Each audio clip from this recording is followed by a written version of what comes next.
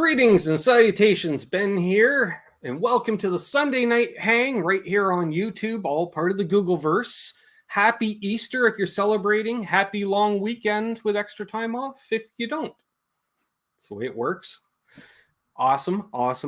We already got quite the crowd in here, and tonight I want to welcome back my good brother, good buddy, and tone brother. Man, every time I try to introduce this man, Mr. RJ Ronquillo himself, folks. Yay! Thank you, Ben. Can you hear me okay? Yes. You're like right on the other side of my studio. It's like we got lines of guitars behind us, and it just kind of we're in the same place. It works. It's perfect for the hang. Awesome. Exactly. Well, I'm going to get to roll call here because we already have a bunch of people. Much like with your chats, they're pre-gaming, tailgating. I don't know what they're doing in the chat, but they're hanging out and having fun is what I'm saying. Yeah, absolutely. We've got Guitar Man 45, Dale Boyle Music, Octopus Ears, Zach Thong, Down and Back Cornhole Podcast. Yes, a brand new name for Cousin Doug's Cornhole broadcast. I'm not saying, I don't know if it's been official or not, but you may hear and see him on ESPN in a couple of weeks. Wow, that's awesome. Yeah. Yes. Apparently, the American Cornhole Association, or the ACL, has decided to bring in some Canadian broadcast ability. I don't know. My cousin Doug is on ESPN. I don't get it. So that's awesome. Cool. Yeah. We've got Milk Tea, Joe Hervey 84, BC Rich 581, Tim Thomas, TL Pedals Canada. Yes, Tim Lewis at TL Pedals Canada, great pedal maker, and he wants to get in touch with you, RJ, because he likes your demos. I'm here. Send me a message. Yeah, reach out through Instagram. I forgot to mention that part to him. I'm like, Instagram, RJ's around. Instagram, or even if you leave me a comment on one of my videos. I usually read all of my comments every day. Me too. I'll see them. Yep. Dan of New Jersey's here. Gretch Zeppelin, Janice Lala, JP Page 2, who's coming on next week. We're doing an amplifier special. All your questions answered, because this guy, he knows his amps, is what I'm saying. And he's got a collection of amps, and so that's going to be fun. And I'm going to ask all kinds of questions I've been too embarrassed to ask, like during Tone Talk with Dave Friedman, because I don't want him to be banned. He won't do that. No. He's a saint. Let's see. Lawrence Cash is here. Thomas Santiago. Forgot to sing it. I Rock Zed Blues. Nice. Brad Guitar Miller. Vin's RJ. All Dave All Night. Charles 75N, who's wrapped up the refinish job on Fabric Top Kramer project we're doing. So, oh, I like Kramer's. Yes, in theory, the body will be in the mail this week. Although I've heard that for a while now. He keeps seeing a flaw and redoes it. I'm like, as long as it looks good on a YouTube video, that's all I care about. It's gotta be perfect. Mike Jones, LRM Guitars, Martin Lemaire, T. Ricky, Keith H, Paul McNary. Oh yeah, all kinds of folks in here tonight. Jack Collins, Other Left. All right, I'm going to scroll to the bottom. Absolute Mayhem. Eric Warrington, who won a T-shirt on here last week. I guess Charles Green decided to give away a T-shirt on the show. And I'm like, okay, let's do that. Okay. So we had a piece of trivia, and what the piece of trivia, RJ, you would appreciate was, who taught Nikki Sixx how to make movie quality fake blood? Was it Gene Simmons? No, that was my first guess. It was Ozzy? Nope. Movie quality fake blood. Yes.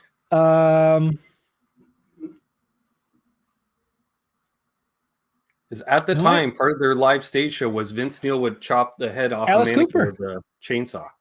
Alice Cooper? No, actually, it was King Diamond?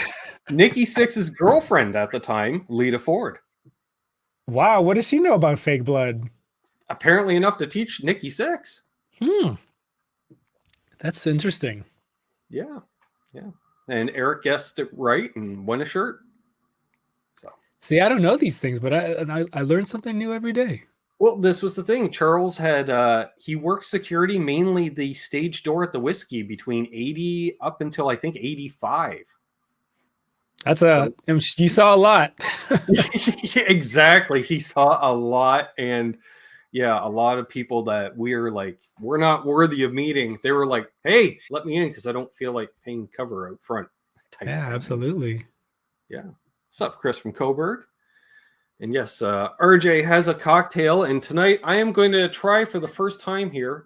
It's called the County Soda Company, which counties aren't as big a deal in Canada as they are in the US as far as like on the municipal level, but there's an island south of us which became Prince Edward County back in the day, and so it's often known as just the county. Hey, Chad Boston and Mark Taft.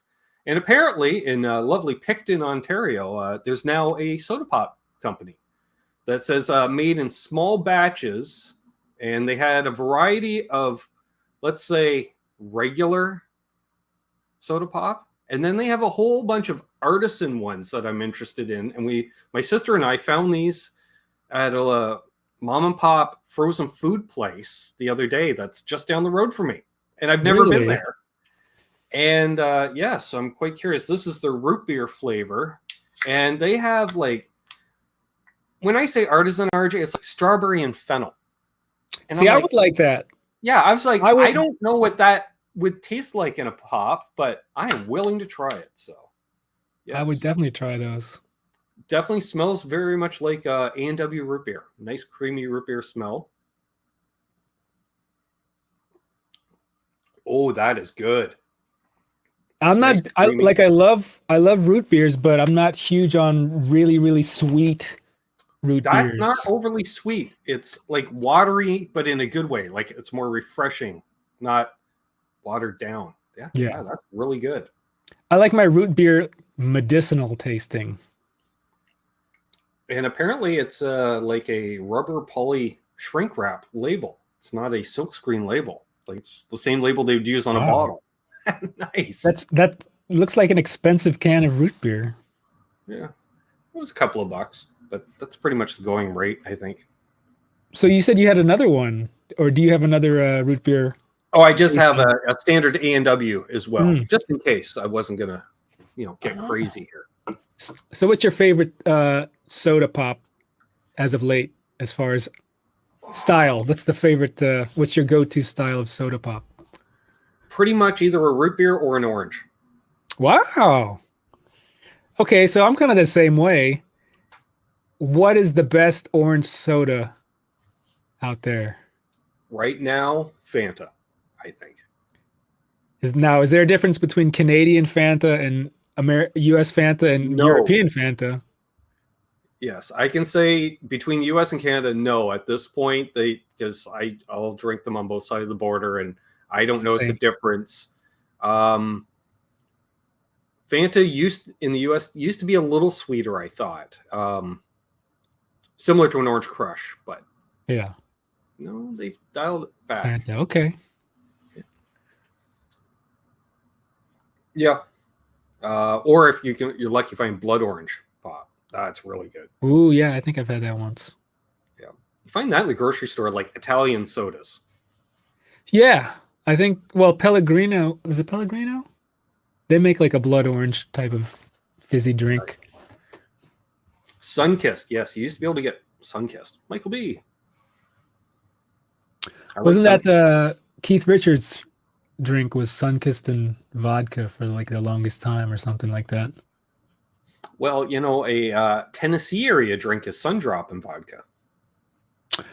There you go. And now Sundrop is a citrus soda? Yeah. Very similar to Mountain Dew. Oh. Yeah, in that family. I think I've had that. Which I had to try the first time I was in North Carolina, and I saw that available in the store. I'm like, that's what I'm having. I have no idea what it tastes like, but they sponsored race cars back in the day. So, what? Sean Pierce Johnson. Pellegrino Blood Orange is thumbs up, he says. There you go, Sean. Mm-hmm. Yeah, Pop Talk on the Sunday Night Hang. I knew it. That's tonight I figured we would talk about soda pop, non-guitar YouTube channels. I love that topic that you brought up. Stuff like that, and as well as the usual gear nerdery that we get to catch up on, because why not? You know what? I'll be back. I have a soda that I guarantee you've never had. Hold on. Okay. Thank you, Brad, for the links. What's up, Fruitcake Tony? LPD Pedals. Steer clear of the mango Pepsi. It's not good. I haven't tried that yet. I'm hit and miss on mango. The Ruby Red Squirt was good, Mr. Anderson. I did a review on one of those. Wish they sold that in this. Well, they do obviously sell it, but it's like I gotta get it shipped. So I haven't had the soda either, and I bet you haven't seen this, or maybe you have. But it's a Richie Valen's cola. Holy crap. All right, I gotta solo you out on this. Richie Valen's? Yeah, it's sorry, that is beyond awesome.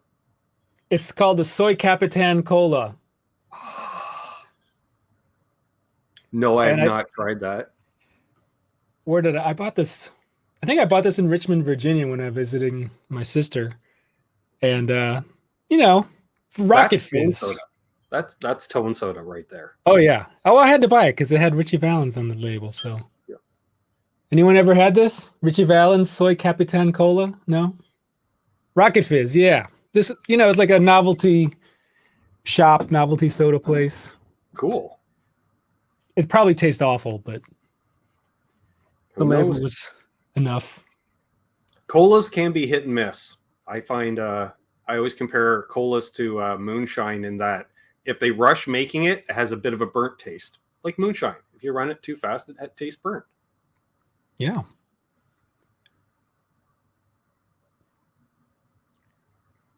Brian Hall, a fellow Tennessean.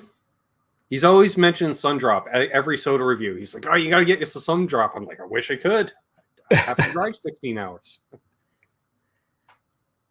have to buy some soda. I haven't had a sugary soda in a long time. Mark Taff asks if I tried the Scottish soda called Earn Brew. No, but there is a British Isles store a mile and a half from here, and I want to stop in there because apparently they may have some British soda pops, which who knows what they taste like or what they even carry. I don't know. Might be the same as in North America, might be completely different. Zeke recommends Roddy Piper Bubblegum Cola. Reference to his role in the movie They Live. I love it.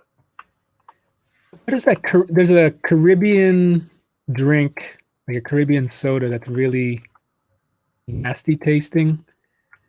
Not Caribbean, but like almost like Latin American. Okay. Thing. Does anybody in the chat know what I'm talking about? It's like a lot of Cubans drink it. I saw it when I lived in Miami. That was a lot of, people were telling me to taste it, but I never tried it. Mr. Anderson asks about Inca Cola. I have not tried that.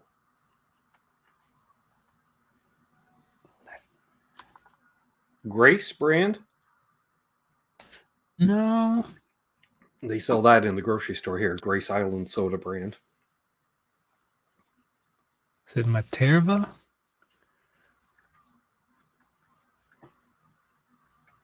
Malta? Oh, yeah, maybe it is Malta. Joe Hervey mentioned it's like really dark. Pooh Ninja mentions prune soda. I'd give it a shot. Why not? Sure, it'd be in the grape family. Yeah, it's Atway Malta. It's like basically carbonated molasses. Anyways, you should try it. My dad would like that. He loves molasses. I do not. I'd give it a shot, though. Oh, Charles, thank you. Thank you, Charles. The barbecue fund. Yes. For those who don't know, all my super chats this month are going towards a barbecue because I've never owned a barbecue other than a hibachi in the 90s, and I want a barbecue. Are you getting a gas or a charcoal? Gas. Nice. Keep it simple. Yeah, you can get those for relatively inexpensive now. Mm-hmm. I have one that we don't use anymore, but it's pretty much busted and probably has things growing in it that I don't even want to know. Aaron offered me his. He's like, yeah, you just have to pick it up. I'm like, you're outside of Chicago. With the amount of money I'd have to spend in gas. Sure, we could have a hang while I'm out there, but Yeah, might as well just buy a new one. Far to pick up a barbecue. I want to get one of those flat top grill things. It's like a round. Oh, It's a round thing. Or no, they make them rectangular too, but I think the one I saw was like a round thing. It's kind of like like the indoor grill. No, it's for outdoors. It's gas, but it's just a flat top and it gets really, really hot. Gotcha. Cool. I have to look into that too. It's wide open right now. I don't know. I just know I want one. That and a generator, because I almost had a flood in here on Friday. Oh no. Power went out, and this time of year, there's still a lot of spring runoff, growing up in the Detroit area. Sure. And as soon as the power went out, I was like, I checked the sump area, and the water table is such that, I was like, okay, I'm going to start bailing. And it was coming in pretty much as quick as I was bailing. Oh no. By the time you fill a bucket, take it upstairs, dump it out through the garage or what have you. And I was just like, after 2 hours, I was like, I'm too old for this crap. I need to get a generator. Yeah. Just enough, a small one I can run an extension cord into the house to run the sump pump off of. Then I'm happy. Yeah. So, nothing's really on the floor in here per se. And the guitars I could always take upstairs in no time. Yeah. No, that's always scary though. Do it in 1 or 2 trips. Look like that guy in that meme with all the guitars hanging off him. I can't make it up the stairs now. Hey, Scott. Blackstone Grill. Deal Boyle Music says, I'm itching for a new set of low output Strat pickups with Alnico 2 or 3 magnets. Have you tried Lawler Tweeds, Bare Knuckle Sultans, Radio Shop Vintage 57s, etc.? I haven't tried a lot of low output Strat pickups. I'm not the biggest fan of low output Strat single coil pickups necessarily. I like low output humbuckers, but I'm like a medium Strat output person. But Lawler Tweeds I haven't tried out. I think the only low output or 50s style pickup I've tried are the Klopmans, which I think I have in that white Strat back there. And they sound good. They're very clear. I don't have any experience with vintage voiced single coils myself either, unfortunately. Yeah. I'm a 60s Strat pickup type of person. Same. And Fender 9 times out of 10 kind of nails it in whatever guitar they've designed. So I've never really been overly disappointed with pickups at most price levels, other than your really affordable, say, Squires, where I'm like, these are a little whatever. You can get better than those for sure. Yeah.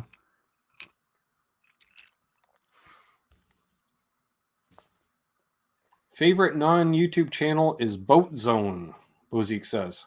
I've seen that. Boat Zone. They film yachts in Miami. Where they're trying to break out of the key area with the tide rolling in or out. And sometimes it works out and sometimes it doesn't. Rogue waves. I got to look at my YouTube subscriptions to see which non-guitar related.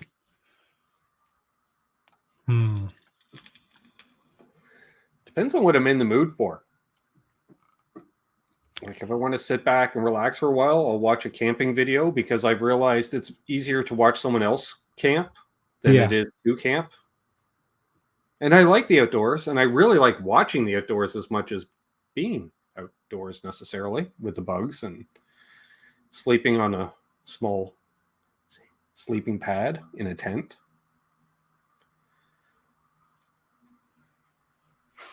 Yeah, most of my subscriptions are guitar related anyways. Same. I get a kick. I can tell I basically sub to most of the same stuff or watch most of the same stuff as my friends when I'll be talking with Tom about a total non-guitar related videos. Yeah, that came up my feed too. It's like, because we watch all the same stuff, obviously, that the algorithm's like, yeah, you guys would like this. Oh, Big Hoss. Thank you. Simon Osford. Hey there, Ben and RJ. Big fan of your videos. I'm playing RJ. Thanks for having him on for a chat, Ben. Thank you, Simon. Thank you, Simon. One of the other YouTube channels that I started subscribing to is David Hoffman. Have you heard of him? He's like he's an old filmmaker. Okay. And most of his uploads are like documentaries that he shot or interviews that he shot from, everything from like the 60s to the 80s. Mm-hmm. And it's really cool footage. I just really like old footage or I watch a lot of history videos. Yeah. Sadly, there's not a lot on like Canadian cities, but a lot on US cities. And specific things like I'll watch buildings, history of buildings, to history of cities, to industries, to I went down a whole rabbit hole this morning on Florida Everglades, and first their destruction and then their restoration. So I went kind of full circle this morning. That was kind of cool. Like, yeah. Do you watch the like abandoned building videos or whatever? Some of that. Yeah. Urban exploration. Yeah, exactly. Yeah. Oh, it's nothing worse than like driving down the highway and I just see a ruin of something. And I'm thinking, I don't even see how a road gets there, but there was something that was obviously infrastructure. Oh, yeah. Jason Lindholm, thank you very much. He says, have you tried the new Pepsi Nitro? It's nitrogen-infused Pepsi. I have not, but I'm a Coke drinker and not a Pepsi drinker. However, they had 12 packs of 70s retro cans at the grocery store the other day, and I almost bought them just because they're retro. And I thought that would be cool. Did they ever commercially produce chocolate Coke? I seem to recall a chocolate. There was a chocolate soda in the 80s. Yeah. But it wasn't Yoo-hoo necessarily. No, it was an actual, like, almost like chocolate Coke.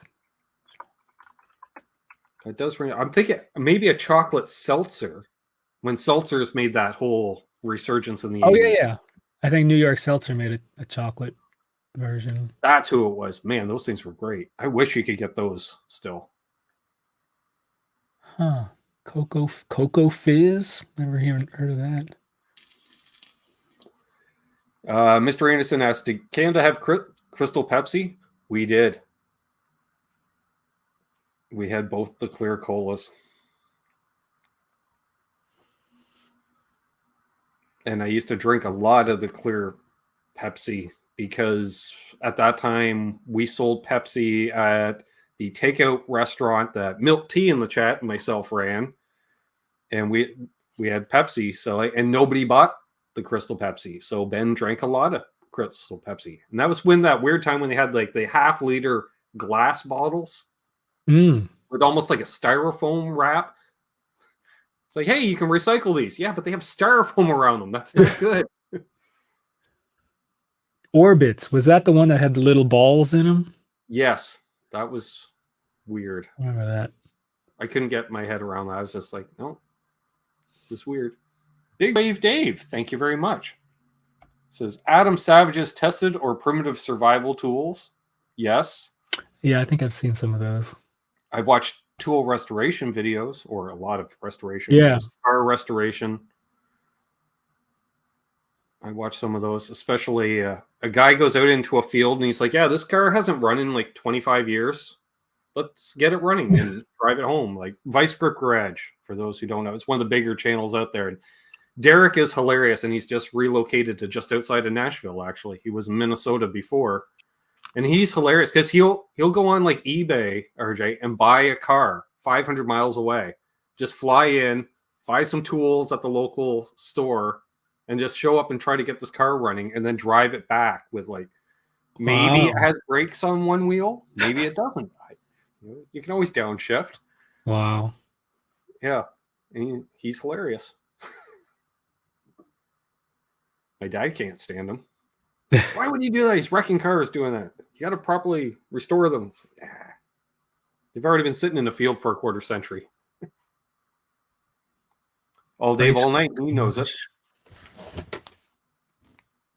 Oh, that's what it's called, Vice Grip Garage? Yep. Because you can pretty much, fix anything with a vice grip. Nice.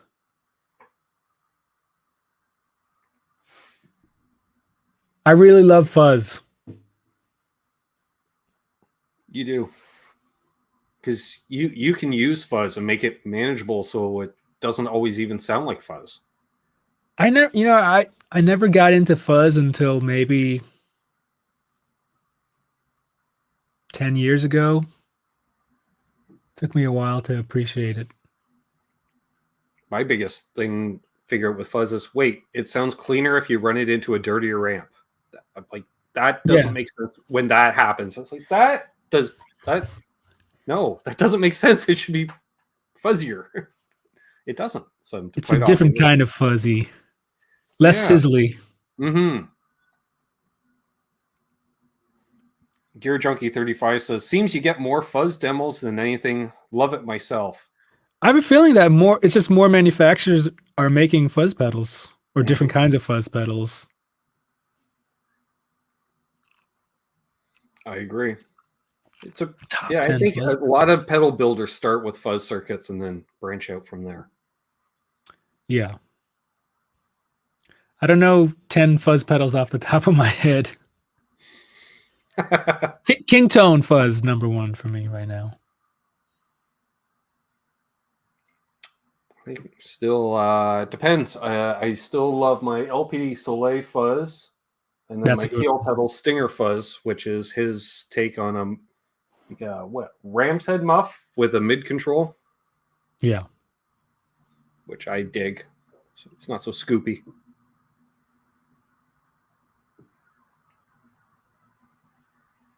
Sound Propeller. I never get his name right. Sound Propeller Patrick. I always say Patrick, but Fuzzy Wuzzy, yes.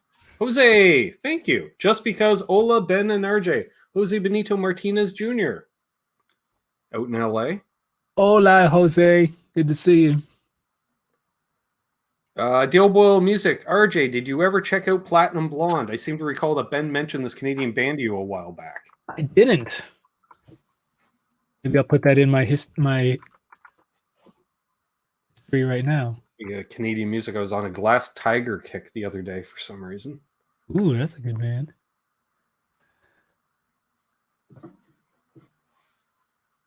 Okay. They look familiar. Yeah, you grew up Detroit area. I'm sure they bled over.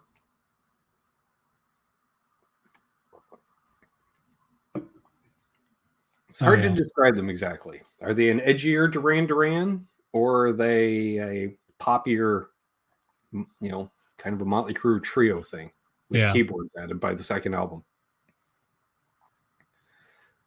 Chris from Coburg says, my friend is the drummer for Platinum Blonde, the new one. Yes, the newer drummer, whose name is escaping me.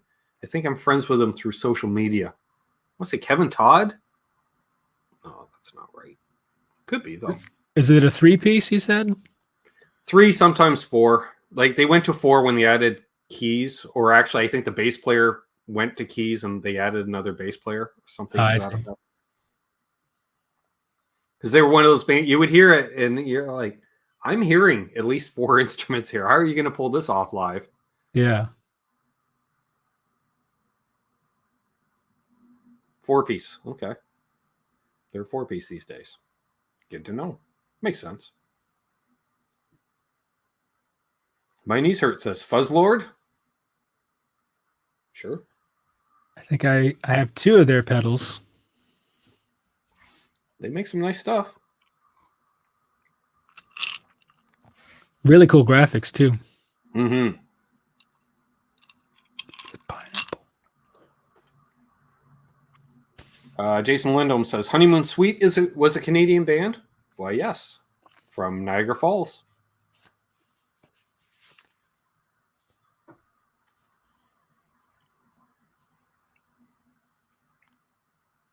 Eric had to leave and now he's back.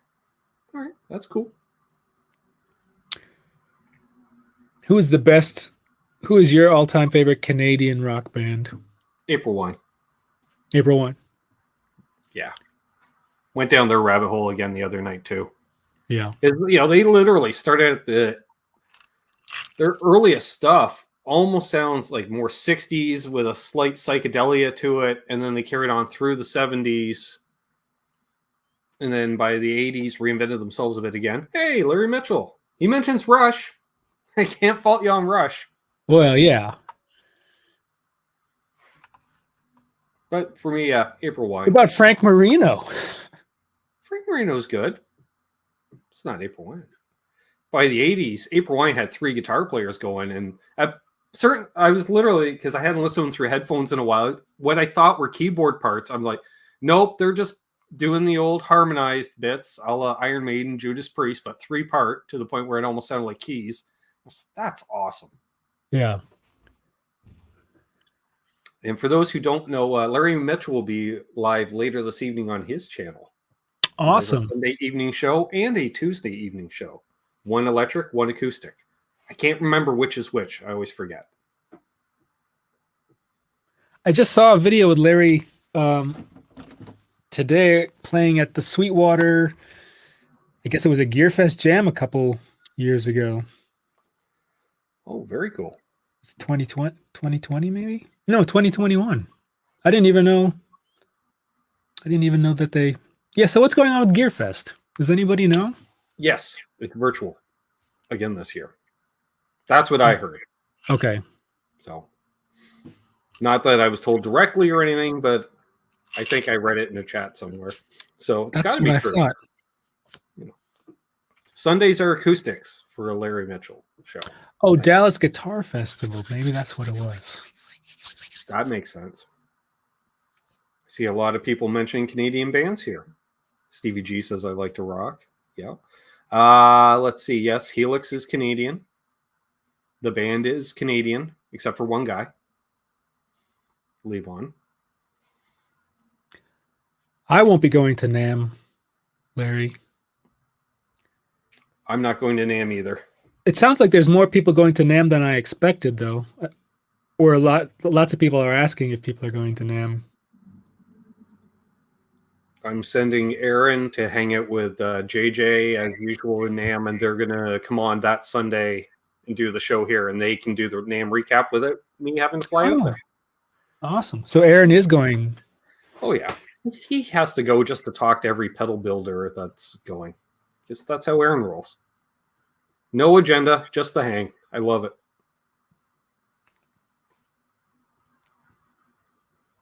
Oh, yeah, definitely Phil X is Canadian. That's right. Chris putting out all the Canadian punk. Love it. SNFU. Yes. Which I got to do sound for them one night. Sloan. Yep. Oh, speaking of Aaron. Good to see you, brother Aaron. What's up, man?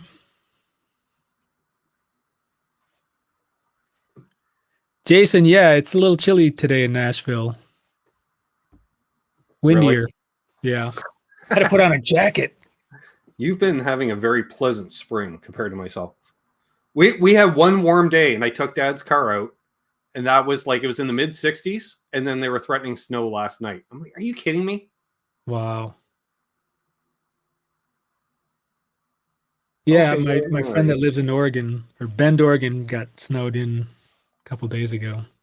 Oof. That story, because then it went up through Western Canada, through the prairies. They got 1.5 feet of snow. No, thank you. Some 41 are from Pickering, Ontario, or Ajax, Ontario, which they're right next to each other. Ajax. There we go. I guess we can claim Justin Bieber. I guess we have to. We've got to take. If we're going to claim the good ones.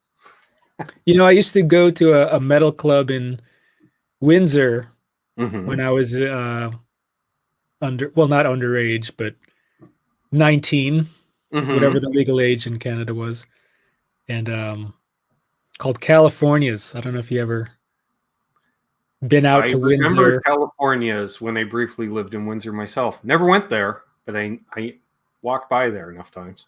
I used to go there. Well, in the summertime, I would go there like at least every weekend. Good bands back then. I think I saw like a Kiss tribute band there, and the ceiling was like as high as my basement ceiling, and they were shooting off fireworks. It was like, oh, this is dangerous. Yeah. Yeah. This is pretty cool, but this is pretty dangerous. Yeah. Yeah. Just look for the nearest fire exit just in case. There's Emery from 10 Solo Music. Hey, Floop-de-doo mentions Crash Test Dummies. Yes, who are touring again.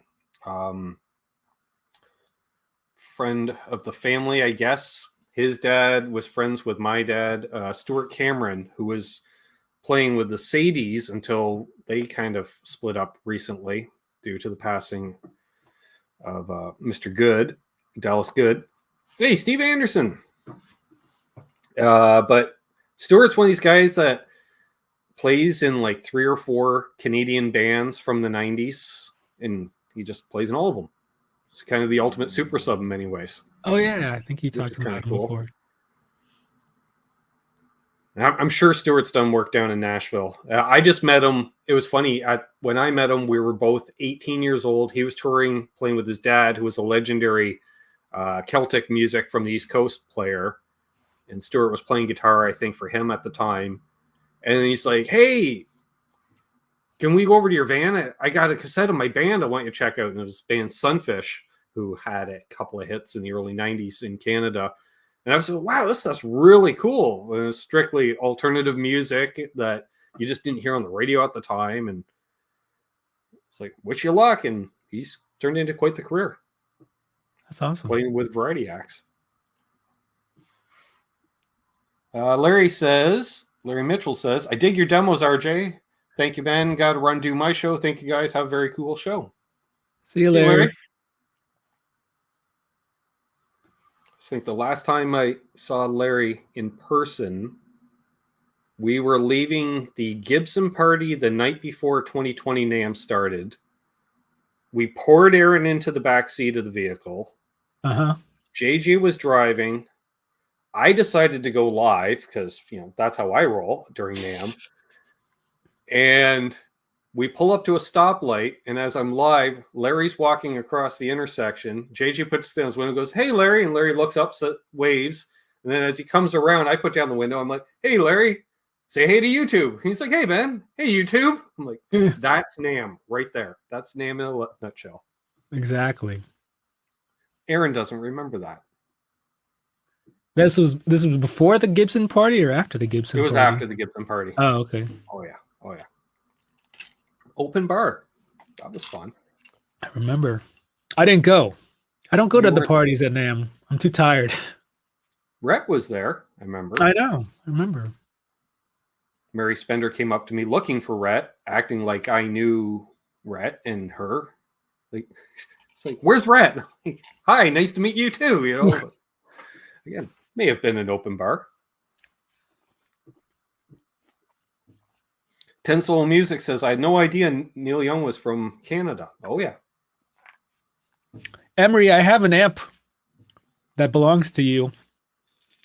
So hit me up if you want me to meet up with you. I'll still use it.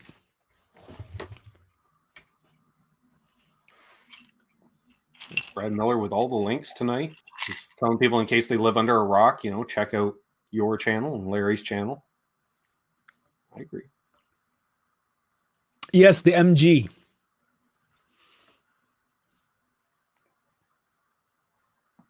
Let's see. Chris Groberg says, I remember seeing a band in Belleville, which is where I live now, called Road Apples. Right after Road Apples, the album came out. Yes, they were a Tragically Hip cover band. Which was weird because the Hip wasn't that big at the time. They were barely out of the clubs themselves, and yet there was tribute bands already forming. Wow. Yeah, it was weird. Because it was like the next album after that, where then all of a sudden they were doing NHL arenas in Canada for the rest of their career. I remember going to the Hard Rock Cafe in Toronto, and for some reason, this was back in the 80s, and I vaguely remember it feeling like it wasn't a real Hard Rock Cafe. Like the branding was different than the American Hard Rock cafes that I had been to. So I'm like, is this owned by another? Is this like an independent Hard Rock Cafe or something? Because it was smaller than I think I had gone to the Chicago Hard Rock Cafe like Right. the summer before or something like that. I think I still have pics of it. I'll send it to you. Which Is is it no still around? longer. No, it closed a few years ago. Just Okay. property value became too much because they redeveloped, because it's on a corner, and the like next up on Yonge Street, that main street, they basically gutted that, and that's now Dundas Square. So that's become basically Times Square for Really? Canada. Wow. Yeah, they gentrified it the same way they did with Times Square. Sure, it's less stabby, but well, they got rid of a lot of the character, like that, similar to Times Square. But I remember the weird thing was in the 90s or even the 2000s, in the corner of the Hard Rock, they had a small DJ booth, and Kim Mitchell would do his afternoon drive on Q107 Rock Station in Toronto. From there, and you would walk down the street, I'm like, holy crap, that's Kim Mitchell. I'm like, oh, right, he's on the radio these days. He's not out touring. He's a DJ. Oh, that's now. cool. Yeah. It was really cool. You just walk by and he'd just be like that. And it was kind of a fishbowl thing, but that was their big thing, because who else has a rock star as your afternoon drive DJ? I guess was LA with Steve Clark. Oh, yeah. But or Steve Jones. Yeah, Steve Jones. Yeah. Not Steve Clark. Wish Steve Clark, but no, Steve Jones, right. Was Bachman Turner Overdrive Canadian? Yes. Out of That's Winnipeg. right. Randy Bachman, who had previously been in the Guess Who. That's right. Yeah, there's quite the invasion of Canadian bands in the late 60s. Which was kind of cool to see. Especially that whole folk rock thing. You had Neil Young, Joni Mitchell, and Gordon Lightfoot. Just, here you go, world. Yeah, totally. Fozzy?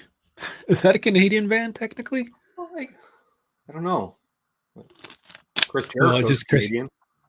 But I don't know how many other...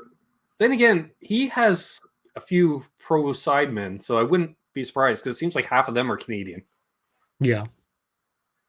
It's like, if you're a professional sideman drummer, don't you have to be Canadian? Oh, yeah. Because I think Randy Cook plays in half the bands these days. Yeah.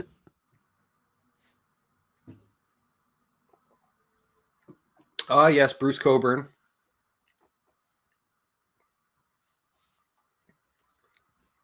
I don't know if we consider it. Is William Shatner a musician? Well, he did have albums, and He did have albums. I don't know if they won any awards. I think I have one. I used to have one.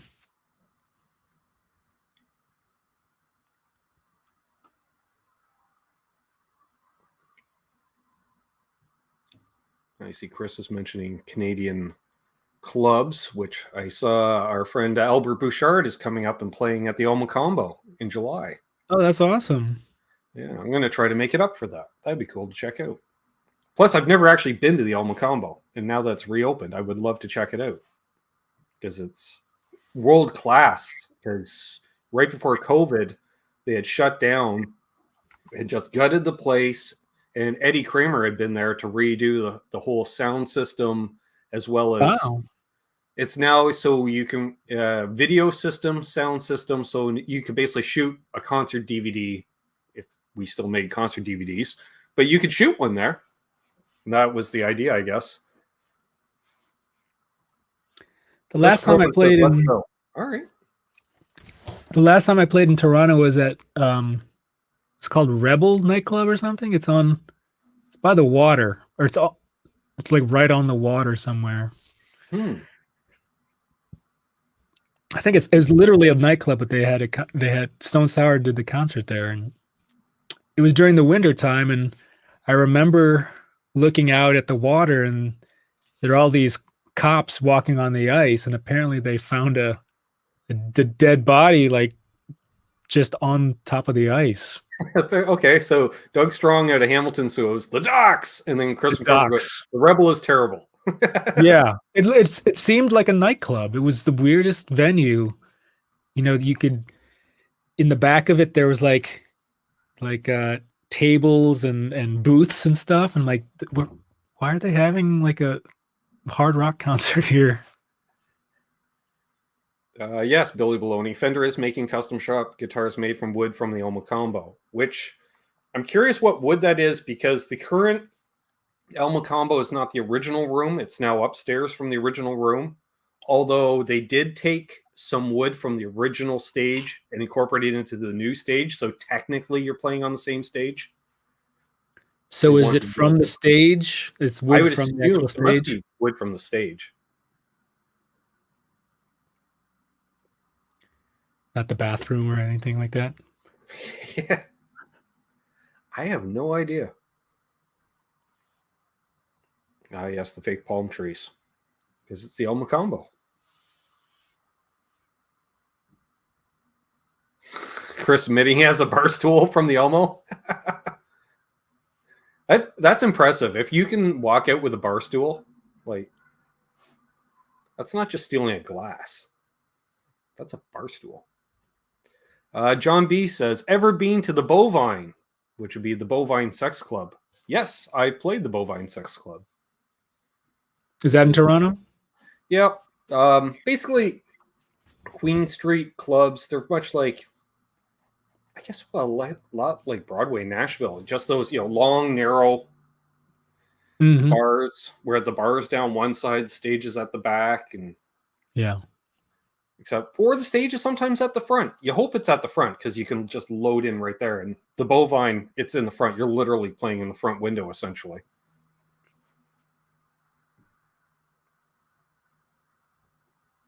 Chris played there about 30 times. Queen and Bathurst. There we go. I don't remember exactly. That whole summer was a bit of a blur. We were playing in Toronto like every third weekend, and I was working days. That was hard. How long was the commute to Toronto? About hour and a half, hour and 45 minutes. Because fortunately on a Friday, everybody's coming out of the city when you're headed in. So, and then you just got to find parking downtown Toronto to unload your gear. But usually cops are pretty good. If you're double parked with a trailer, they don't care if they see you moving gear out. Chris met Tommy Lee at the Bovine. Very cool. What era of Tommy Lee, though? That's the question. Not that it matters, but I like to have that picture in my head. If he had the cornrows or whatever. Mike Jones did an open mic at the Bovine Sex Club. There we go. It's quite the alumni of the Bovine here in the chat. Nice. Mr. Anderson asks, what are some of your favorite venues in Chicago? Venues that I didn't really play a lot in Chicago, but I mean, I used to go to the Blues Jam at Rosa's. I saw Jason Isbell at the Opera House or something. I think it was the Opera House. Mind you, I only lived in Nashville for about a year and a half, and half of that time I was in Nashville or on the road, so I didn't get a lot of Chicago time. Aaron probably has more answers. I've got answers for this one. I bet you do. The Hideaway? The girl hair tie era for Tommy Lee. I remember the Hideaway. Was it the Hideout? Hideaway. Aaron. Can't remember. Janice Lull asks, anybody hear of Dan Hill? Yeah, he's still a prolific songwriter. One of the most successful songwriters ever. Because he had his big hit, Sometimes When We Touch, I think was the name of it. Might have been called something else. But I think he was writing hits right up through like Britney Spears' career. Dan Hill was involved with.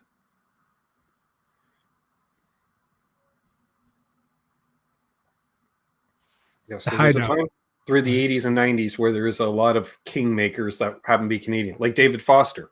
We could go there. That gets into our AOR content. Let's talk David Foster and his influence. Oh my gosh. Right. I just started following this Instagram account that's like vintage 80s Japanese jazz fusion videos. Oh, wow. And it seems to be only the same band. I can't remember what they were called, but those videos are just ridiculous.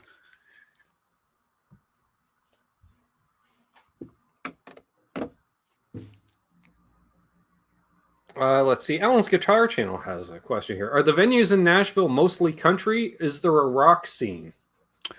I would say 98% of the venues on Broadway are country because that's the touristy part. But there's definitely a rock scene. There's tons of clubs and bars on the outskirts of downtown. Exit In, The End, Basement East. I mean, most of the shows that I go to are rock shows. Makes sense. I saw Mr. Big right before Pat Torpey died. Oh, wow. At the Basement East, which is a, fairly medium-sized club. And I would say, having spent at least an afternoon on Broadway, I'd say some of those bars, they were playing Southern rock. They can call it country, but yeah, playing a Les Paul into a Marshall, that's Southern rock. There's a couple bars where they have like 80s rock or metal right on Broadway, but they're like only on particular nights, and it's usually just one band that does it. Right. But the Ryman, you always have all kinds of shows. They've opened that up, yeah, definitely. It's not our father's Ryman, that's for sure. Oh no, they have hip hop concerts there. They got. Yep. I saw. I always forget the name. It's like a new metal band that was big that I never really listened to. Oh God! Thank you for posting the links there, Terry. Appreciate it. Deftones. I saw the Deftones at the Ryman. Oh, nice. Absolute Mayhem asks, question for both of us. What is the dankest bar/club you played in? Ben, if you say the Paisley, you win. I have not played the Paisley. Thank you. Oh, I don't know. Ooh.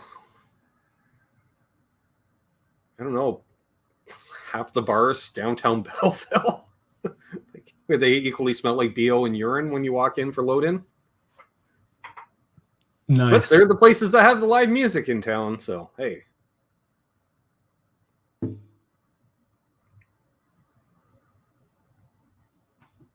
Yeah, I'll say the Duke. The Duke would get kind of pungent and smell. Sometimes you open up that back door and you're like, oh, okay, yeah.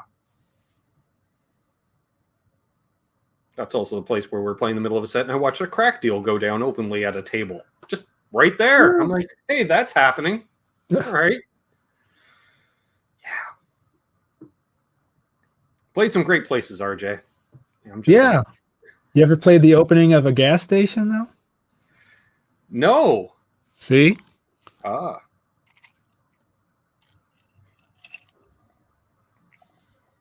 I was hired to do sound for the Christmas concert for the local Mormon church. There you go.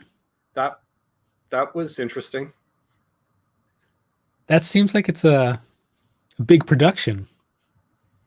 Surprisingly, it wasn't, thankfully. It was a family of singers that have sang for a long time. They just basically sang a variety of standards throughout the evening with some guitar accompaniment. So it wasn't too bad, thankfully. Did you have to bring your own PA system, or? Yeah, I just brought in the PA system and DI and mics for all of them. They all wanted their own mics. I'm like, fine. 5 sisters, all with their own microphones. I'm like, great. She's louder than me. She sings louder than you. Did they want their own monitors too? Oh yeah. Oh yeah. Yeah, that was fun. My knee hurts says I worked at a gas station. I too worked at many gas stations over the years. YouTube videos probably pay better than the opening of a gas station. There was a time where it didn't. Grocery store. Nice.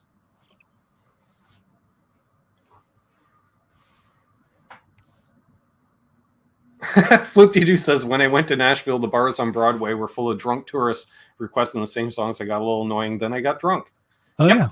That's the only way I can handle Broadway. Yep. Which is why I never go. But I did it once, and there's the vlog still up on the channel, which I almost took down until you went, you did it right. I went, all right, I'll leave it up, RJ. Yes.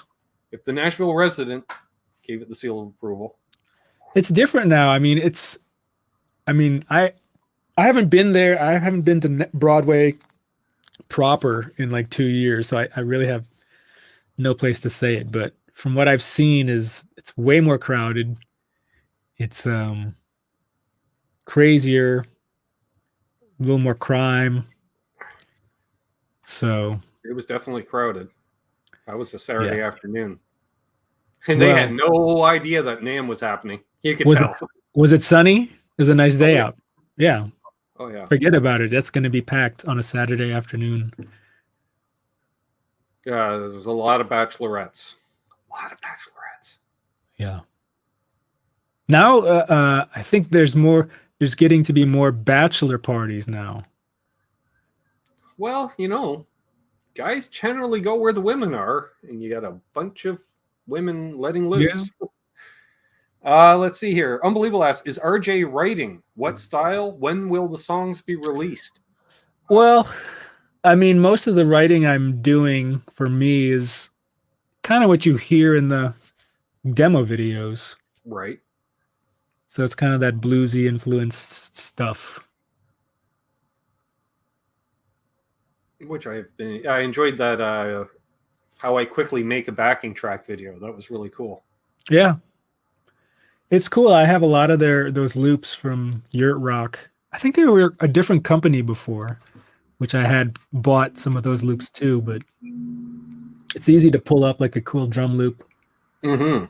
Yeah, it sounded great. Like I was like, oh wow, that's what you do, and it's fun. I watched the demos and I was like, I assume you've got some paid backing track of some kind, or well, most of them I make myself from scratch. So I'll program the drums on Superior Drummer or something, and then play the bass, play the keyboards, and get whatever guitar parts. But sometimes when I don't want to program a drum part and I don't want to look for a drum sound and all that stuff, I'll just find a loop that's already recorded by a real drummer.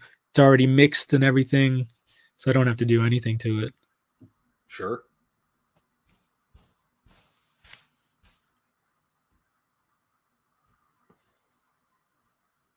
Let's see here. Bunch of people asking where the women are. Broadway. Ian's Guitar Shack. Hey, Ian. Is Second City Comedy from Canada? Yes. Hey, there's Bent Tom. He's awake. Good morning, Bent Tom. AQ Music is here as well.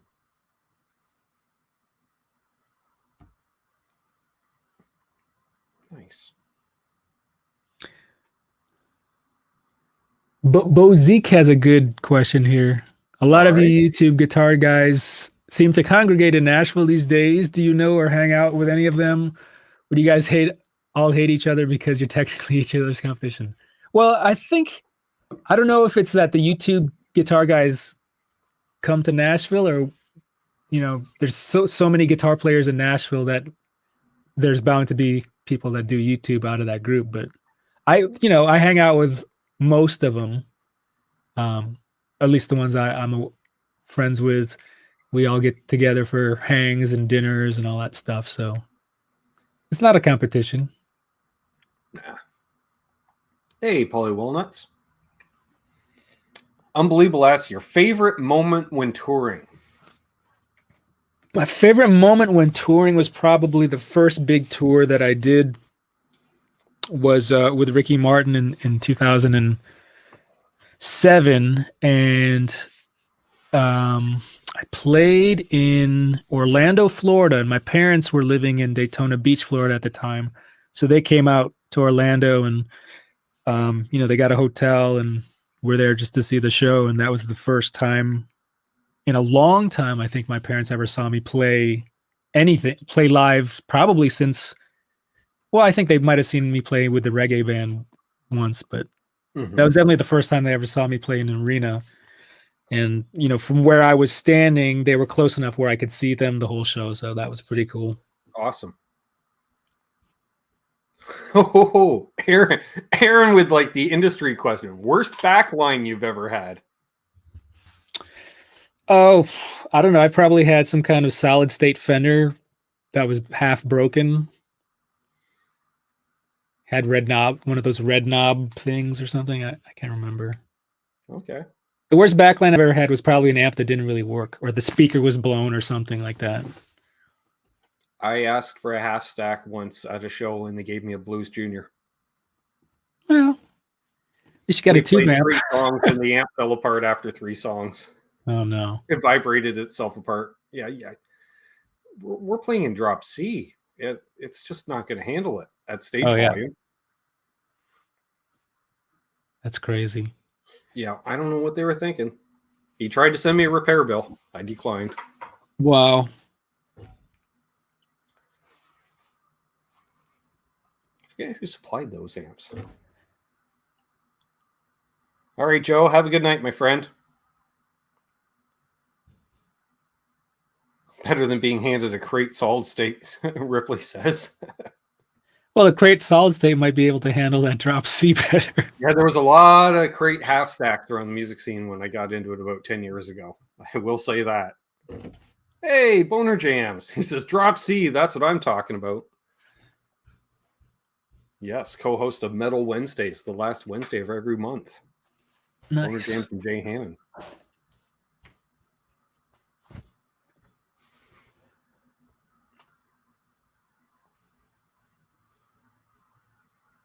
Ooh, okay. Bozique says, I asked this earlier to RJ, can you please briefly explain how you derive Santana tones from Ingwe diminished runs?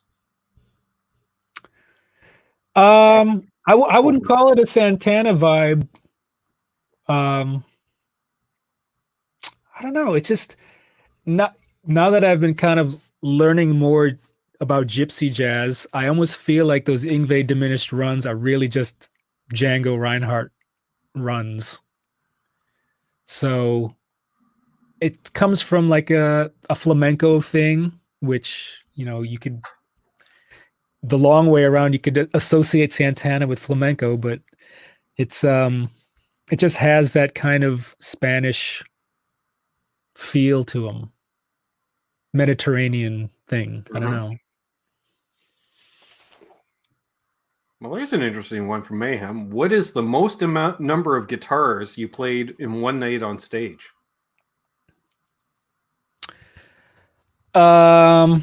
Me, probably, I mean, 3, because they were tuned in different tunings. I think there was a standard, there was an E flat, and then there was like a drop C sharp or something.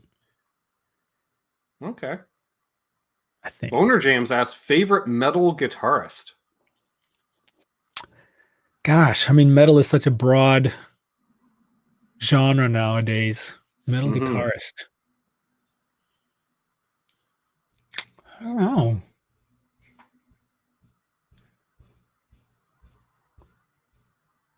I'd have to think about it.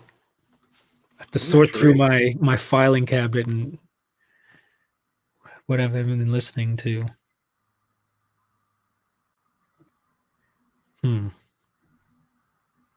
I mean, I really like Paul Gilbert, everything from the beginning to now. So, you know, pound for pound, I would say Paul Gilbert, but I don't know if you consider him a metal guitarist or what. Stevie G mentions Petrucci. Sure.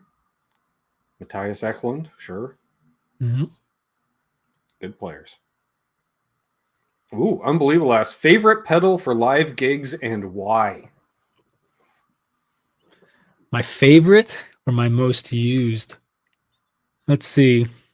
I would think that might be the same in many ways because there's a reason you use it. I don't know. It's weird because I haven't been doing any live gigs lately. So, I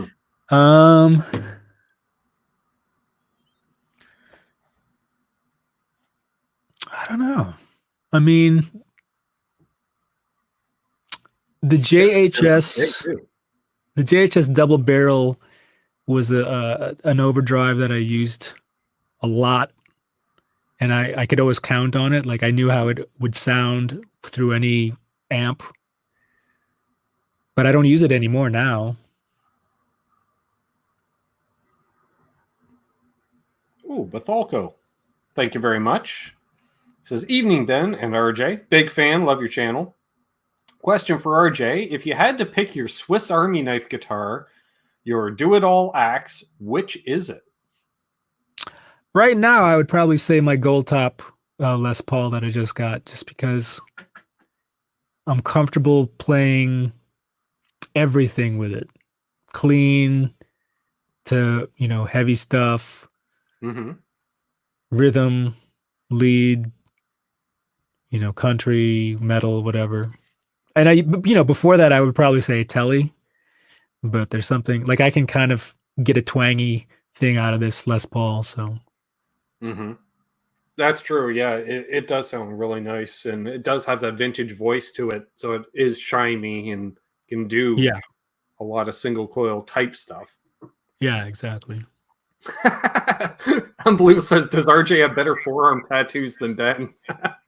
No, I don't have too many forearm tattoos, so yes. You got the D. Yeah. I have a bunch of record inserts and my ex's middle name. So there we are. There you go. Yeah, that's after the barbecue. That's getting covered up eventually. Now that COVID's over and tattoo parlors is back open.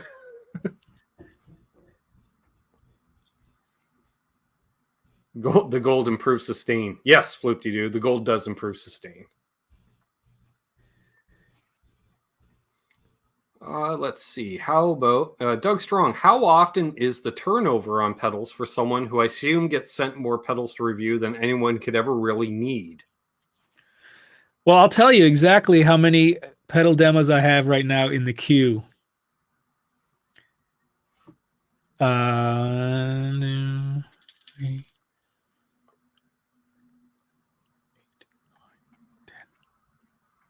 Right now, I have 10 that I have yet to do that are, spaced out through May, and I have more coming. There's always more coming.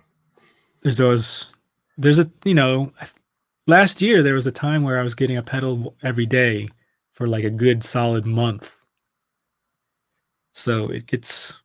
Oh, I remember there's times you were backed up to the point where you were releasing a couple demos in the same day. Oh, yeah. I think I have this week. I probably have 2 in one day. And that list that I said 10, at one point last year, I remember I had something like 26 pedal or gear demos as a whole in the queue, meaning I had 26 pieces of gear here that I had to schedule to do videos for. So there is no, knock on wood, there's no shortage of work. Fortunately, it's a golden age for pedals. Yes.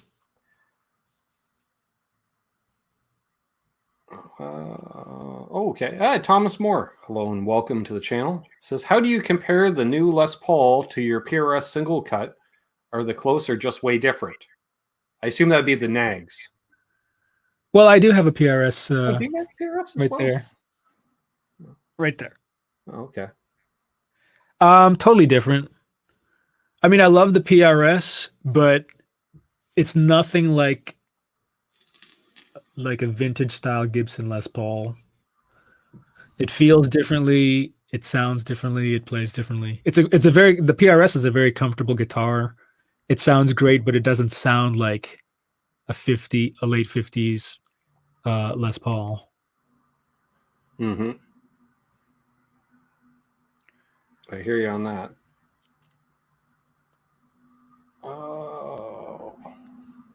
Thoughts on punk rock? Black Flag, Pistols, Black Flag, and Black Flag? I don't...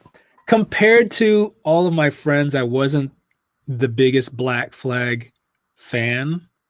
I mean, like a lot of my friends in high school were, Same. all about Black Flag. And Me, I was like, okay, I like some of their songs, I dig them, but I wasn't obsessed with them like some of my friends were. Pistols, yeah. Um, some of the New York stuff. Ramones. I guess MC5 you could consider early punk.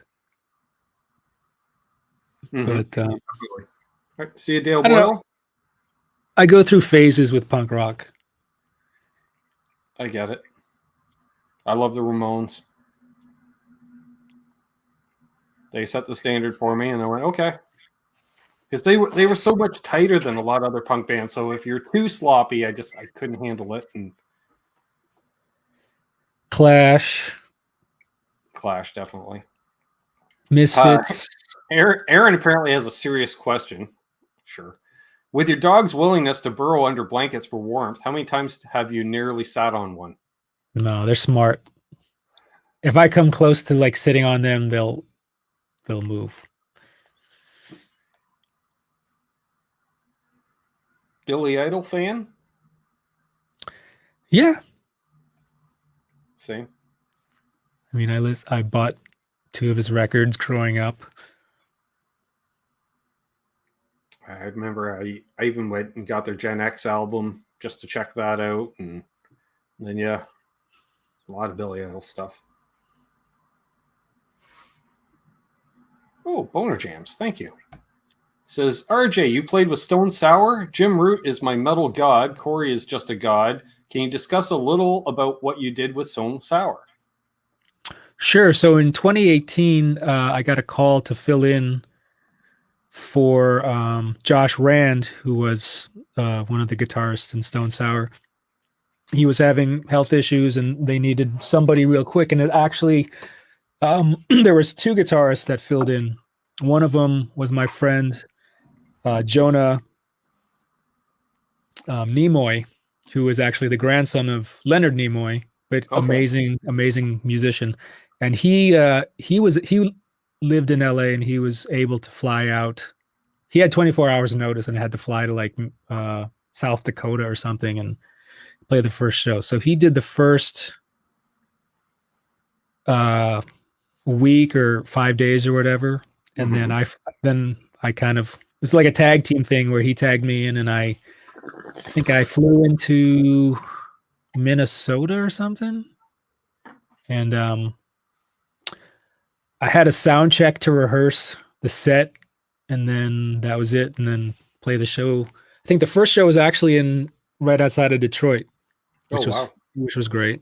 So one of my friends came out, but I did about 7 shows, 10 days, I think, just filling in for this run that was like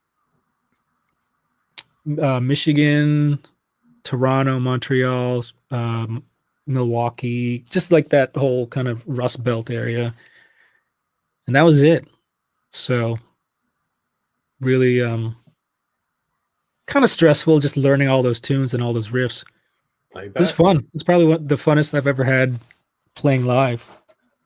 And the last time you went out, you did a similar thing with Corey where you learned a bunch of material in a day. Yeah.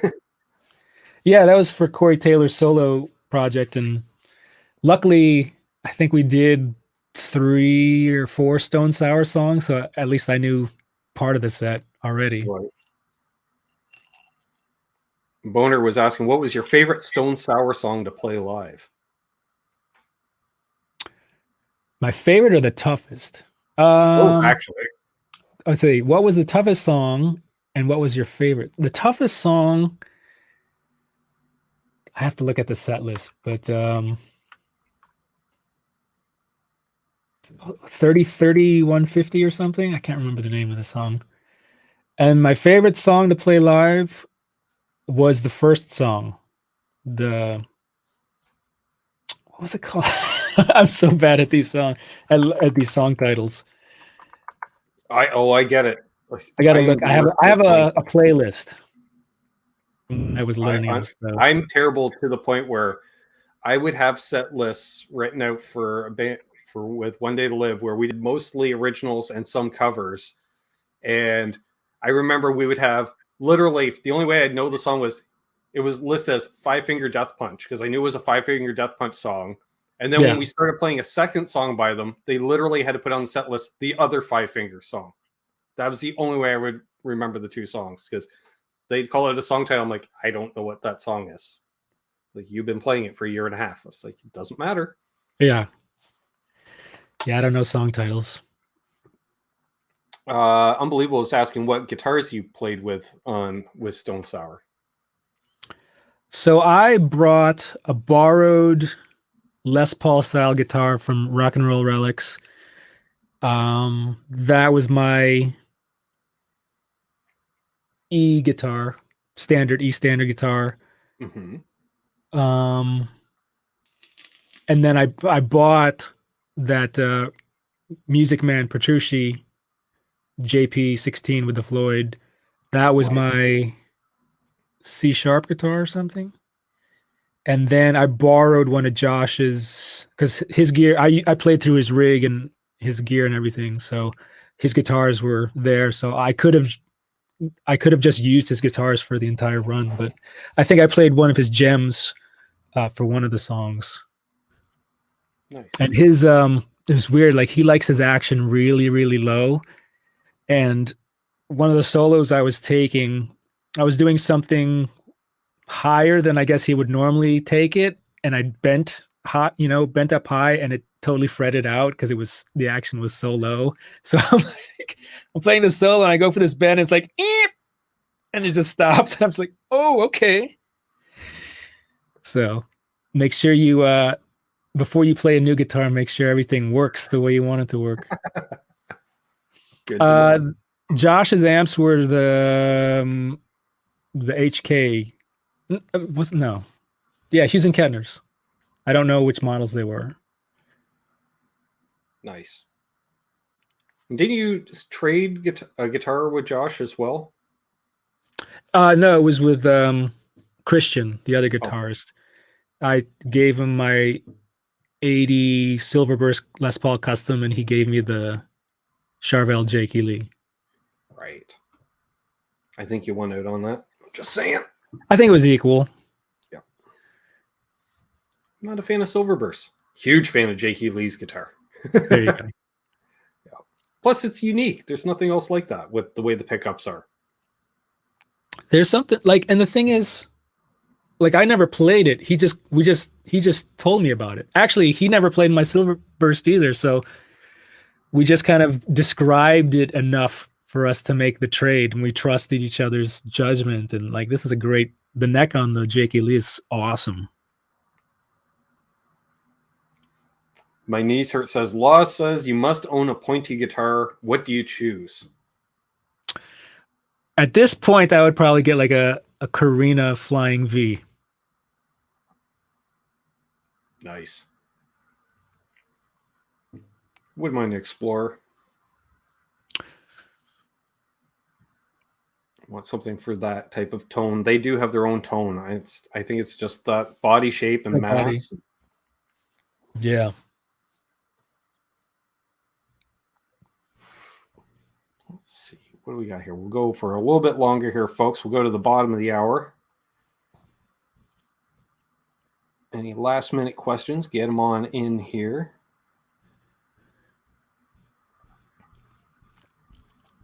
Oh, I saw one earlier.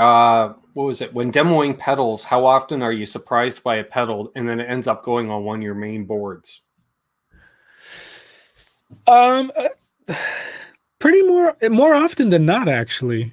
And more often it's like some sort of overdrive pedal, which you would think, like, I've played so many overdrive pedals, like there's nothing that can surprise me, or nothing that's better than what I already have on my board. But now and then, like,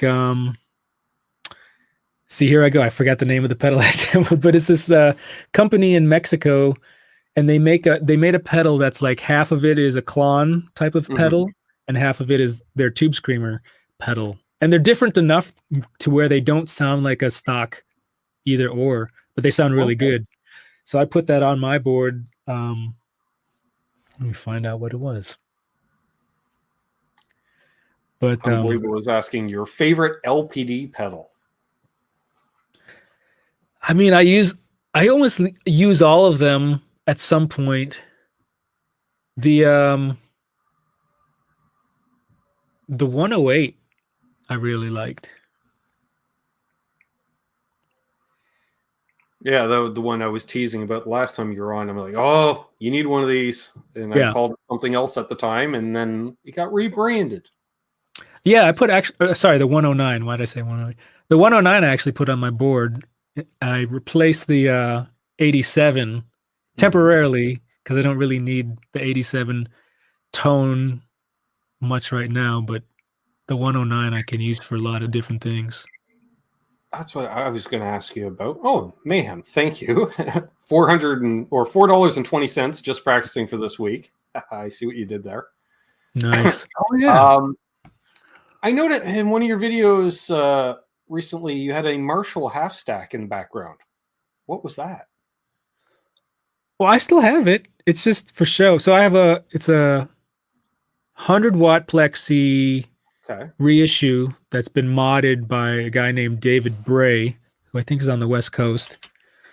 And the mod was basically like supposed to be a VH Brown sound type of mod. And I've had that probably since the mid 2000s or something, 2004 or 5. Okay. And I don't recall seeing it, at least recently. I'll say, hey, what's that? What's going on there? You know? It needs to be serviced because it's not sounding right. But when it was sounding right, it's loud and it was awesome. And the 412 cabinet I bought in LA at some point because I needed a 412 cabinet for this rock band I was in, so I bought that. I don't use it enough though. Stephen Fraser asks, is Gibson's slim taper really thin? Well, thinner compared to their other necks. It's fairly thin. I don't know if I've ever played the slim taper. Is that like on a 60 or something? Yeah, the 60 slim taper neck. I'm trying to think. Like, I know I played several Epiphones that have had it, and I know Gibson does it as well. And if their neck profiles are anywhere similar, which I believe they are, it's sort of like just a thicker wizard neck because it has that definite flat spot in the back, which I dig. Mm-hmm. My Epiphone Les Paul that I still have has that, and I absolutely love it. It's so thin all the way down. Top drive pedals as of late. I'm with RJ on the 109 distortion because when that was released, I pulled mine back down and fell in love with it again because I'm like, oh yeah, right. Yeah. I had a Dutchman on previous.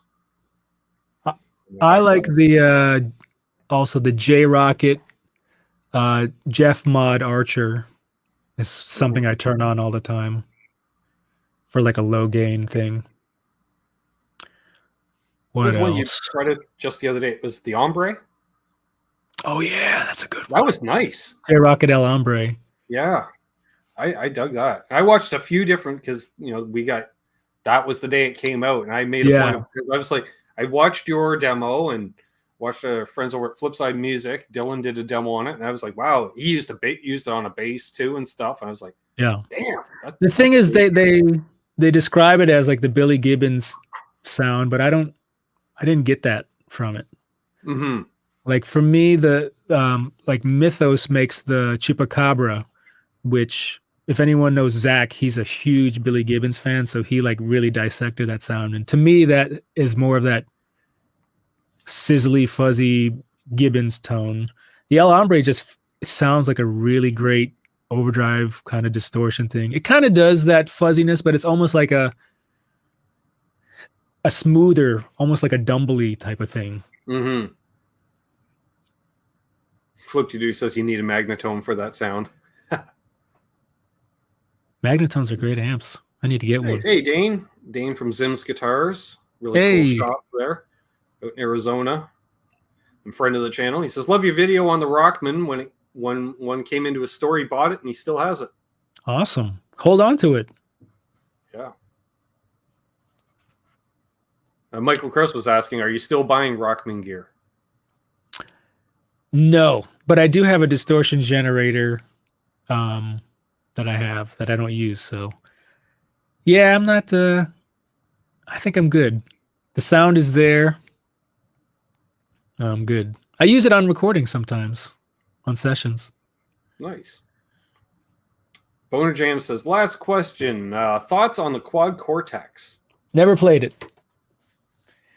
They said they were going to send me one, and they never did. So I'm like, that's cool.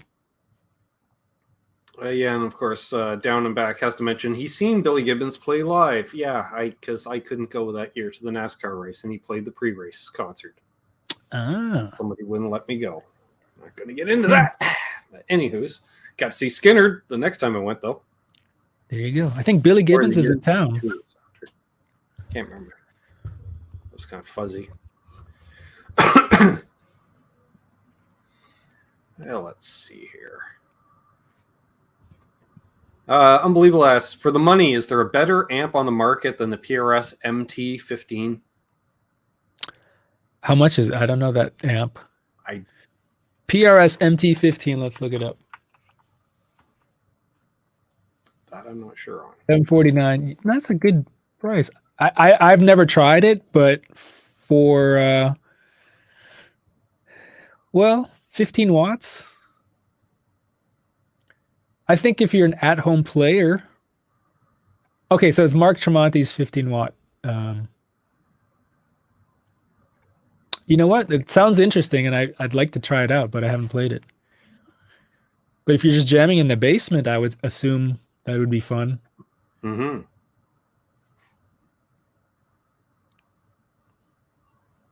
And if it sounds like, a 100 watt amp, but it's only 15, like if it has that hugeness sound, I guess, but at 15 watts, that's awesome. Thomas Moore says, Ben, I liked your GNL ASAT videos. I have an ASAT. That's awesome. Yeah, I was talking with Ben just the other day. The ASAT's still playing well, and he's bringing over a Martin for me to replace the tuners on once they come in. Okay. He's like, I have a Martin to work on. I'm like, no, I don't. No, that they're nice. I don't work on acoustics. And he's like, I need the tuners replaced. I was like, as long as I don't have to drill anything, he goes, I wouldn't want you to drill into my Martin. It's like, good. Then just make sure to order the right parts, please. Thoughts on Jeff Beck? He's the greatest. He's probably, one of my biggest influences. That's kind of like, I feel like there's elements of Jeff Beck in my playing that I don't realize. So he's kind of like one of those subconscious influences, I guess. Sure. But yeah, I've seen him 3 times, I think, 4 times. The first time I saw him was the Guitar Shop tour with Stevie Ray Vaughan, the year, the spring before Stevie died. So I'm glad I got to see that. That was at Cobo Arena in Detroit. And then I saw him twice here in Nashville. And my buddy, Jeremy, who's currently John Mayer's guitar tech, used to tech for Jeff Beck. So when they played here, I got to go backstage both times and meet him and talk. So huge fan. The last person I heard who was teching for Jeff Beck was Scully out of Toronto, who was Geddy Lee's tech for, decades. Oh, nice. Yeah, and then once Rush called it quits, he went to work for Jeff Beck. That's awesome. Maybe he was right before Jeremy then. Probably. Well, he might even still be. I don't know if he's still doing it or what the deal is there. Yeah. Crazy. So let's see. I don't want to miss any last things. Dane was asking if you were going to NAMM or not. Not this year. I'll see how it goes. I really hope they don't keep it in the summertime. I really like the January vibe of Southern California. Steve from Boston was saying last night, and he seems to know these things. We can trust Uncle Steve. He said it's supposed to be June this year, then April next year, and then January the year after that. You're slowly moving it back. Okay. And I went, okay, if that's what's going on, I don't know. That'd be cool. Yeah. I'll wait till January. Yeah. Exactly. 24, I guess. No, 25. As a Canadian, I really like California in January. I have no desire to go there in June. Yeah. It's already hot and humid here. I don't want hotter and anything. Yeah. No, I'm good. At least summer NAMM in Nashville, that's more or less a lateral move. We have basically the same weather. I'm like, oh, okay, so it's a warmer day. Yeah, I mean it's warm and it's very humid, but that's what it is around here. As long as there's some form of a breeze, you're good to go. Yeah. And plus you're inside most of the time anyways. Yeah. Well, there we go. Well, I think we should probably wrap up on that note because this has been an awesome hang as always. We covered soda pop. We talked about some food, non-YouTube channels, Canadian music. Yep. Pedals. Mm-hmm. Sure. Guitars, touring, bad gigs. Mm-hmm. Covered it all. I think so. Awesome. And if you have any other questions for RJ, you can leave a comment down below and I'll relay them to him somehow, some way. Or tune in to RJ every Saturday morning at 9:30 a.m. Central. See, you always do the Eastern for me when you shout me out. So, which I do appreciate the weekly shout outs, by the way. Every week I get 1 or 2 subs. Like, hey, RJ's been shouting you out. I'm like, well, I appreciate it. There you go. And I might have a new guitar for next weekend. We'll see. Ooh. I can only imagine. Anything could happen there. That's right. Because it could be anything from an 80s shredder to a gypsy jazz guitar. I don't know. Yeah. Like, man, when you throw out your thumbnail or your link for your Saturday show with the topic, I'm like, every once in a while, it's just like, oh, okay, we're talking about this. Sure, Well, yeah, if anyone here has an idea for topics for Saturday live streams, Friday nights, I'm always like, okay, what am I going to talk about tomorrow? So I'm always down for suggestions for ideas or what do you guys want to Hey, at least you don't have to try to book a guest every week. See? Maybe I should start doing that. Well, but the thing is, I do it in the morning. Nobody wants to talk in the morning. You put guests on in the morning. Hey, I've been on with you in the morning. That's right. I think I was the experiment, come to think of it. That was great. So I guess getting kicked off. I'm like, all right, perfect. Yeah. Awesome. Well, thanks as always, buddy, for coming on. It's always fun catching up and hanging out. And like I say, folks, check out RJ's show on Saturdays. And of course, I'll be back tomorrow with Tom, if he's awake. I thought Tom wasn't feeling well last week. You know how Tom's been recovering, RJ. And yeah, I sent him the link each week, and he didn't come on the show last week. I'm like, oh, I hope Tom's feeling well. I got to remember to text him after the show. You got to do it earlier. He goes, yeah, I fell asleep at 7 at night, slept through the show. It's like, okay, that's fair enough. That's fine. Next time, Series 3Gs will be joining me tomorrow night, and then we're having fun with that. So thanks everybody that tuned in. RJ, hold the line as always, and thanks to the mod squad for putting links in and doing the moderating things. Always appreciated. And shout out to everybody that contributed tonight. Much love goes towards the barbecue. And it's finally getting warm again next week. So be able to barbecue. Nice. Yes. Non-vegan meals, RJ. I'm sorry. Non-vegan meals. Yep. That's fine. Hey, Johnny Love. All right, there's a quick one. RJ, what was it like to play with Stevie Wonder? It was very memorable. It was slightly nerve-wracking. I remember shaking his hand. I remember listening to him noodle around on the piano between takes or while we were waiting for camera setup and everything. And I'm just glad that I didn't mess up. True. Playing with a legend there. That's for sure. So yeah. Thanks again, everybody that tuned in tonight. And as always, hold those doors open. Let Doug's wife in ahead of you in traffic because she's real. Karma and all. Be good, be well, happy tone chasing. And as always, don't let her. Don't let her.